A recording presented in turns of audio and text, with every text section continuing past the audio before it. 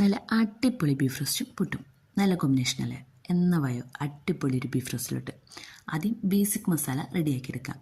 മുളക് പൊടി, മല്ലിപ്പൊടി, മഞ്ഞൾപ്പൊടി, കുരുമുളക് പൊടി, ഗരം മസാല, ഉപ്പ്, അല്പം കറിവേപ്പിലയും കൂടി ചേർത്ത് നന്നായിട്ട് മിക്സ് ചെയ്ത് നേരെ തട്ടിപ്പൊത്തി അടുപ്പത്തേക്ക് വെക്കാം. അവിടെ കിടക്കട്ടെ. ബാക്കി ഇഞ്ചി, വെളുത്തുള്ളി, പച്ചമുളക്, കറിവേപ്പില എല്ലാം റെഡിയാക്കി എടുക്കാം.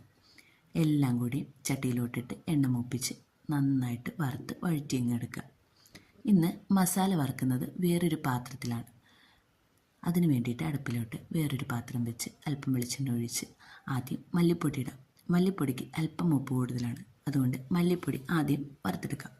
അതിനുശേഷം മുളക് പൊടി, മഞ്ഞൾപ്പൊടി, ഗരം മസാല, മീറ്റ് മസാല എല്ലാ മസാലകളും കൂടി ചേർത്ത് നന്നായിട്ട് വറുത്തെടുക്കുക. വറുത്ത മസാലയെല്ലാം നേരെ ചട്ടിയിലോട്ടിട്ട് നന്നായിട്ട് മിക്സ് ചെയ്യുക. വേവിച്ച് മാറ്റി വെച്ചേക്കണ ഇറച്ചി കൂടി അതിലേക്ക് മിക്സ് ചെയ്ത് നന്നായിട്ട് ഇളക്കി യോജിപ്പിച്ചെടുക്കുക. ഉപ്പുണ്ടോ എന്ന് ഈ സമയത്ത് നോക്കണം. അടുപ്പ് കിടന്ന് വേകുന്ന ഇറച്ചിക്ക് ഒരു പ്രത്യേക ടേസ്റ്റ് തന്നെയാണ്.